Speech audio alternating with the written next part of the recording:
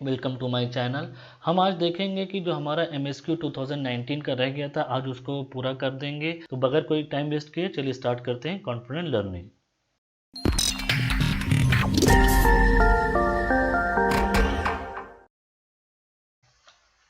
Moving to the next question. Next question क्या कहता है, select the pairs that are correctly match. इसमें matching करनी है, ये आपका कैसे होगा ये देखते हैं। अब इसमें देखिए एक को हम डिस्कस करते हैं, फिर उसके बाद देखते हैं कि क्या हो सकता है। Lathi formation, Pinjor formation, Panchet formation, Kota formation, ये सारे के सारे किस फॉसल से रिलेटेड है और एज में दिया गया, तो इसकी बात करते हैं।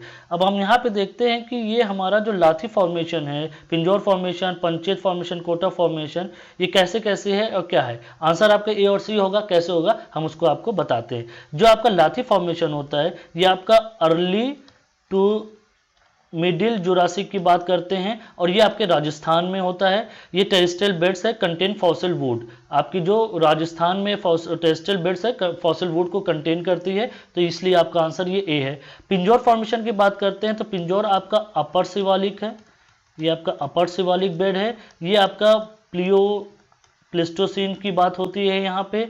ये आपका मशहूर है प्रोबोसिडियन फॉसिल के लिए। It is like your Elephas and this is Elephas means elephant.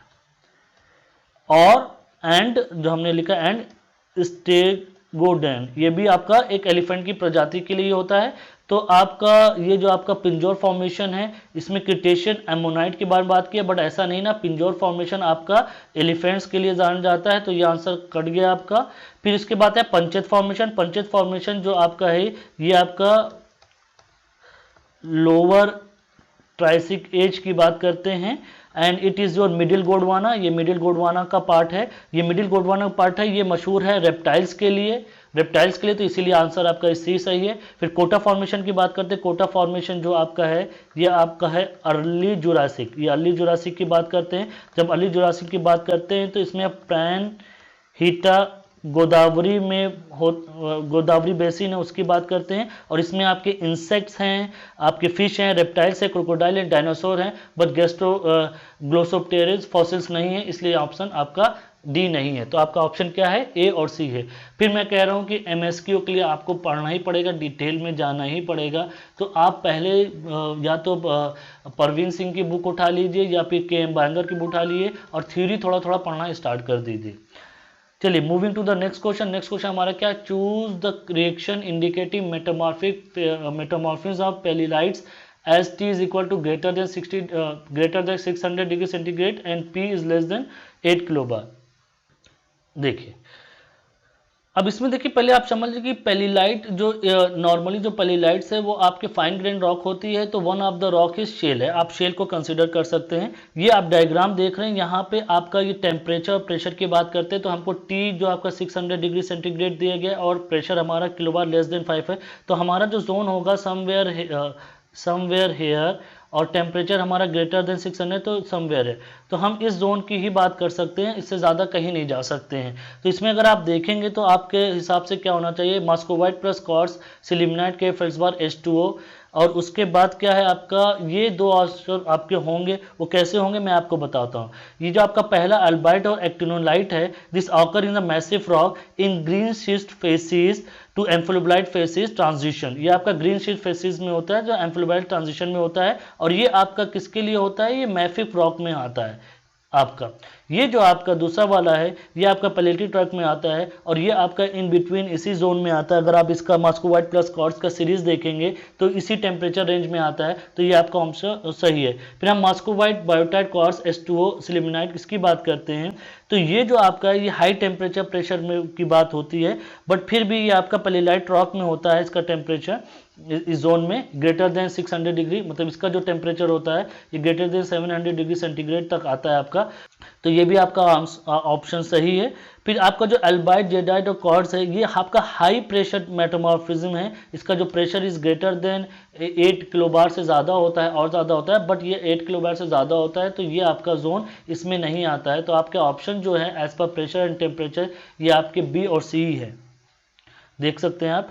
और इसमें देखिए समझने वाली बात क्या है कि आपको नहीं समझ में आ रहा होगा कि ये आपके कैसे आप निकालेंगे। इसको निकालने का तरीका क्या है, ये जो आपकी फेसिस हैं, जो मेटामॉर्फिक फेसिस है कि ग्रीन स्टीज, एम्फिलब्राइट, ग्रेनुलाइट, इक्लोजाइट, तो इसमें जो कैरेक्टरिस्टिक मिनरल्स होते हैं वो आप जान लीजिए, उसको याद करना ही पड़ेगा आपको। तो उससे आपको जब आप ग्रीन स्टीज फेसिस की बात करेंगे तो आपके पास कैरेक्टरिस्टिक मिनरल रहेगा, तो आपको पता है ग्रीन स्टीज फेसिस का जो टेम्परेचर है वो कहाँ से कहाँ तक होता है, तो आप मिनरल से इसको कोरिलेट करके आंसर निकाल सकते हैं। अब इसमें क्या होता है कि जो आपका मेटामॉर्फिज्म होता है वो मैफिक रॉक के लिए होता है, फेल्सिक रॉक के लिए होता है, पैलेटिक रॉक के लिए होता है, तो हर के लिए अलग अलग होता है। जैसे ही रॉक चेंज होती है आपके मिनरल्स चेंज हो जाते हैं, उसी के अकॉर्डिंगली आपका कंपोजिशन भी चेंज हो जाता है, तो वो चीज़ को आपको याद करना है।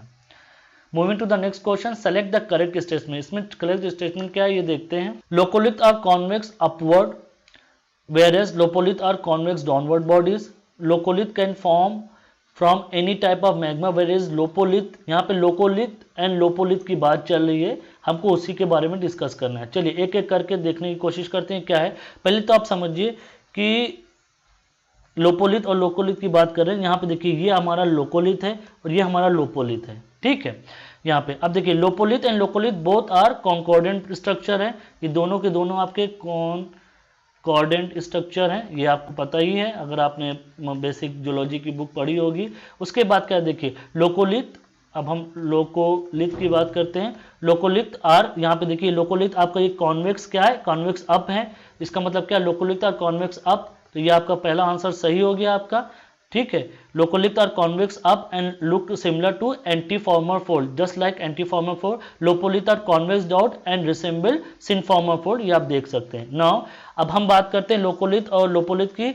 उसके बाद क्या है, फॉर्म फ्रॉम विस्कस मैग्मा। जो आपका लोकोलिथ होता है ये विस्कस मैग्मा से बनता है, और जो आपका लोपोलिथ होता है वो आपका mafic in composition basaltic magma से बन जाता है, ओके। तो can form in any type of magma where the lopolith form from the basics, तो ये आपका आंसर सही हो गया जैसे कि हमने आपको बताया। फिर आपका laccolith showed layer structure whereas lopolith lacks, इसमें कोई लेयरिंग नहीं होती तो ये ऑप्शन नहीं होगा। लोकोलिथ का smaller in dimension than lopolith, ये आपका सही ऑप्शन है। ये आपका जो लोकोलिथ होता है उसकी डायमेंशन बहुत ज़्यादा होती है एज कम्पेयर टू लोकोलिथ। तो आपके तीन ऑप्शन सही हो गए, ए, बी एंड डी, तो यहाँ पे हमने इसको कंप्लीट कर लिया। Moving to the next question, ये हमारा सेकंड लास्ट क्वेश्चन है एमएसक्यू का। ये क्या कह रहा है, सेलेक्ट द करेक्ट स्टेटमेंट। इसमें हमको करेक्ट स्टेटमेंट सेलेक्ट करना है। इसमें देखिए एक एक करके क्या कहते हैं। यहाँ पे फेनुक्रिस्ट की बात हो रही है। फेनुक्रिस्ट आप लोगों को पता होना चाहिए। पार्फिलोब्लास्ट क्या होता है, पोकियोब्लास्ट क्या होता है, एक एक करके हम देखते हैं। देखिए ये जो फेनुक्रिस्ट है ये आपका टेक्सचुरल टर्म है, ओके। ये आपका it is related to your porphyritic texture in igneous rock, जबकि porphyroblast it is the textural term for metamorphic rock, तो आपका ऑप्शन ए सही हो गया। फिर हम बात करते हैं phenocryst are indicator of crystallization history where is porphyroblast indicate metamorphic history. जैसे कि हमने आपको ऊपर बताया कि फेनुक्रिस्ट जब इग्नियस रॉक की बात करता है तो उसके क्रिस्टलाइजेशन हिस्ट्री भी वो इग्नियस रॉक की ही बताएगा, जबकि पोर्फिरोब्लास्ट मेटामॉर्फिक रॉक की बात करता है तो मेटामॉर्फिक हिस्ट्री बताया था। ऑप्शन दूसरा भी सही हो गया।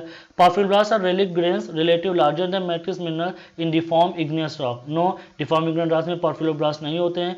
पोकियोब्लास्ट texture is found in igneous rock, no, ये आपका पोकियोब्लास्ट जो होता है वो भी मेटामॉर्फिक रॉक में पाया जाता है, तो वो उसमें नहीं ना, तो ये आपके ऑप्शंस नहीं हो गए। ये कुछ एक्सप्लेनेशन दिया गया है, तो आपके ऑप्शन सिर्फ ए और बी है, क्योंकि पोकियोब्लास्ट जो है आपका मेटामॉर्फिक रॉक में था, पोर्फिरोब्लास्ट आपका उसमें नहीं होता है, तो ये ऑप्शन आपसे गलत। Moving to the next question, ये हमारा लास्ट क्वेश्चन है। ये आपका बहुत ही ट्रिकी और बहुत ही एक्सप्लेनेटरी, बहुत ही लंबा क्वेश्चन है।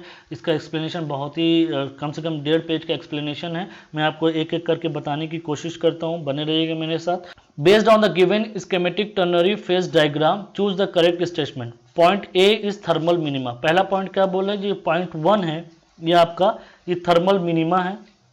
ये क्या कह रहे हैं, the dioxide albite joints act as a thermal barrier in the system. ये डाइऑक्साइड एल्बाइड जो आपका है डाइऑक्साइड, ये आपका जॉइंट जो है this is working as a thermal barrier. Point 2 and point 3 are ternary eutectic, ये 2 और 3 आपका टर्नरी यूटेटिक है। मेल्ट ऑफ कंपोजिशन एक्स, ये एक्स का कंपोजिशन है, give right to the rock containing nepheline and albite. यहाँ पे नेफ्लिन और एल्बाइड देगा, डाइऑक्साइड क्यों नहीं देगा, यहाँ पे इन्होंने क्यों नहीं ऐड किया है ये नहीं पता। तो ये आपका जो ऑप्शन है ये कंडीशनल ऑप्शन है, यहाँ पे आपका ये कंडीशनल है। तो तो इसलिए यहाँ पे अगर आप कोई भी बुक्स उठा के देखेंगे एमएसक्यू की इसके आंसर की, तो आपको मिलेगा कि ये वाला आपका कंडीशनल ऑप्शन है और यहाँ पे आपको ये क्वेश्चन को ही बोला गया है कि गलत पूछा गया है। इसका एक्सप्लेनेशन बहुत लंबा है, हम एक एक करके आपको बताते हैं, तो सुनते रहिएगा। Assuming an isobaric condition, phase rule reduce to P plus F. अब यहाँ पे समझिए कि आपका आइसोबैरिक कंडीशन है तो फेज रूल क्या हो जाएगा, P plus F is equal to C plus one, जबकि इन जनरल क्या होता है, P plus F is equal to C plus two होता है। क्योंकि ये आइसोबैरिक कंडीशन है तो C आपका यहाँ पे जो 2 होता है इन टेम्परेचर और प्रेशर के लिए ये 1 हो जाएगा, तो P plus F is equal to C plus one हो जाएगा। जहाँ पे आपको पता है P क्या होता है, आपका फेस होता है, C कंपोनेंट होता है, F आपका डिग्री ऑफ फ्रीडम होता है और 1 it is related to your temperature, either temperature और प्रेशर। तो यहाँ पे P कांस्टेंट है तो यहाँ पे it is related to your temperature. अब इसमें क्या है, the given dioxide nepheline silica ternary system is a ternary system with congruently melting binary phase.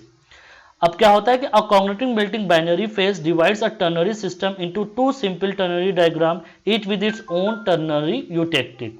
यहाँ पे आपका ईच आपका जो जैसा कि हमने बताया आपको, ये आपका कॉन्ग्रुएंट मेल्टिंग बाइनरी फेज है। ये जो बाइनरी फेज होता है ये टर्नरी डायग्राम को 2 सिंपल टर्नरी डायग्राम में डिवाइड कर देता है। चलिए आप एक एक करके देखते हैं। यहाँ पे चलिए कि हमने आपको बताया कि यहाँ पे आपका सिलिका कंटेंट दिया गया, यहाँ पे सिलिका डिफिशियंसी, इसका क्या मतलब हो, on the silica poor side of the joint 3 cotectic meets at another ternary eutectic involving what is this diopside, nepheline and albite where we have eutectic point 3।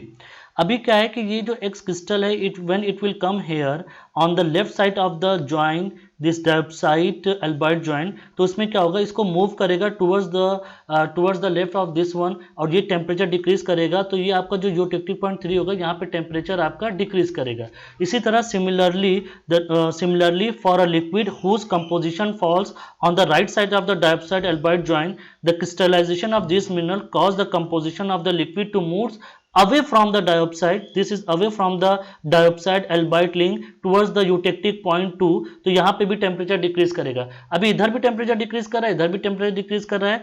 अभी हमें क्या हुआ, आपने देखा कि ये दोनों साइड पे, ये जो आपका डायोप्साइड अल्बाइड जो कोटेक्टिक है, इनके दोनों साइड पे टेम्परेचर डिक्रीज कर रहा है। इसका मतलब कहीं पे तो मैक्सिमम टेम्परेचर होना चाहिए, जो मैक्सिमम होना चाहिए। इसका मतलब ये डायोप्साइड अल्बाइड का ज्वाइन करते हैं और ये दोनों यूटेक्टिक को क्रॉस करता है, जो कि पॉइंट 1 है। तो जो पॉइंट 1 आपको होगा ये थर्मल मैक्सिमा होगा, ना कि थर्मल मिनिमा होगा। तो ये ऑप्शन हमारा गलत होता है। चलिए अब दूसरा देखते हैं कि थर्मल बैरियर की तरह काम कर रहा है कि नहीं कर रहा है। यस, ये थर्मल बैरियर की तरह काम कर रहा है। कैसे कर रहा है समझिए। The diopside albite joint act as a thermal barrier in the system because a liquid of composition falls to the left of the joint can not cross. यहाँ पे अगर इधर आता है तो इधर क्रॉस नहीं कर सकता, अगर इधर आता है तो इधर क्रॉस नहीं कर सकता। ये आप देख रहे हैं।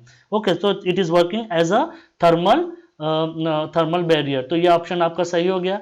फिर क्या है कि point 2 and 3 are ternary eutectic. यहाँ पे पॉइंट 2 और 3 आपका टर्नरी यूटेक्टिक है। This is because the point have 0 degree of freedom each which can be verified by the phase rule. Phase rule अगर आप लगाते हैं तो वेरीफाई कर सकते हैं। फेस रूल क्या है, P plus F is equal to C plus 1। यहाँ पे 1 क्यों आया मैंने आपको यहाँ पे बता दिया है। देखिए यहाँ पे सो एट पॉइंट 2, यहाँ अगर हम पॉइंट 2 की बात करते हैं, पॉइंट 2 की बात करते हैं, यहाँ पे एफ आपका क्या होगा 3 माइनस 4 प्लस 1। आप चाहे तो कर सकते हैं। आपका कंपोनेंट 3 है, आपका कंपोनेंट 3 है, फेस 4 है, यहाँ पे प्लस 1 0 आएगा आपका। F is equal to 0। अगर हम पॉइंट 3 की बात करते हैं तो ये भी आपका F is equal to 3 minus 4 plus 1 है, ये भी 0 आएगा। अगर ये नहीं समझ में आता तो प्लीज कमेंट सेक्शन में लिखिए। अब लास्ट में हमारा बचता है कि melt of composition X will give rise to the rock containing nepheline. तो ये भी आपका सही हो गया। अब देखिए यहाँ पे नेफ्लिन अल्बाइड की बात कर रहे हैं। Nepheline albite, I don't know why they are not talking about the diopside, की डायोप्साइड भी यहाँ पे होना चाहिए। तो यहाँ पे एक स्पेशल केस है, ठीक है, जो आपका मेल्ट एक्स है इसमें डायोप्साइड भी होना चाहिए। डायोप्साइड क्यों नहीं है नहीं पता, इसीलिए इस क्वेश्चन को उस समय मतलब कॉन्ट्राडिक्टरी क्वेश्चन बोला गया था जब जैम में ये आया था। यहाँ पे आपको देखेगा कि यहाँ पे आपको क्या क्या आइसोबेरिक भी नहीं बोला गया, जो कि आइसोबेरिक होना चाहिए था, जो कि मैंने आइसोबेरिक लेके ही इसको सॉल्व किया है पूरा। अगर आप आइसोबेरिक नहीं लेंगे तो ये सॉल्व नहीं करेंगे। तो इस क्वेश्चन में हमारा 2 फ्लॉ था। तो एक तो पहले यहाँ पे आइसोबेरिक की वैल्यू नहीं दी गई थी, और दूसरा यहाँ पे ये जो आपका डायोप्साइड यहाँ पे नहीं दिया गया है। ओनली डायोप्साइड क्यों नहीं यहाँ पे ये नहीं पता है। इसी के साथ अगर हम बात करें तो पॉइंट ए जो है वो आपके सिर्फ ऑप्शन में नहीं ना करेक्ट, बाकी बी सी डी होना चाहिए या फिर बी और सी। एज पर आपकी जो जैम के आंसर शीट की बात करें तो उसमें सिर्फ वो बी और सी दिया गया, but as per me it should be B C and D. तो यहाँ तक के लिए अभी हम यहाँ पे इसको क्लोज करते हैं। ये हमारा MSQ टाइप हो चुका है। अगर इसमें आपको कुछ भी नहीं समझ में आया तो प्लीज़ मुझे बताइए, मैं आपको डिटेल एक्सप्लेनेशन शीट भी भेज दूंगा। टेलीग्राम पे फॉलो करिए, इस चैनल को सब्सक्राइब करिए और इस वीडियो को आप शेयर तो कर ही सकते हैं, तो अपने दोस्तों से शेयर किए। तो अभी तक के लिए इतना ही। Thank you.